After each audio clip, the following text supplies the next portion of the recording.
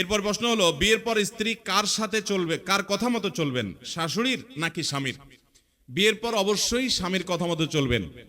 কোন নারী তার মায়ের কথা মতো চলবেন না। চলবেন কার কথা মতো?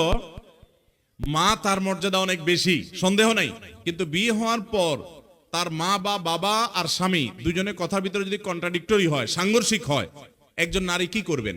তার প্রথম চেষ্টা হবে সমন্বয় করার, যে কোনো একজনকে বোঝানোর যে তুমি একটু ছাড় দাও, তাহলে তার ঝামেলা দূর হয়ে গেল। যদি কোনোভাবে সমন্বয় করতে না পারেন, তাহলে তুমি স্বামীর নির্দেশ মানবেন, কারণ বিয়ে হয়ে যাওয়ার পরে তার অভিভাবক হলো কে? স্বামী। তবে মা বাবার কাছে করজোড় করে মাপ চাবেন, চোখের পানি ফেলবেন, তাদের কাছে দোয়া চাইবেন, ক্ষমা চাইবেন যে আমার অপারগতা, আমি পারছি না, কিন্তু আমার মনে চাচ্ছে তোমাদের কথা শুনতে। তারা বুঝবে যে সন্তান বেয়াদবি করে নয়, বরং স্বামীর আনুগত্য করতে গিয়ে বাধ্য হয়েছে, আসলে সে আমাদের কথা শুনতে চায়।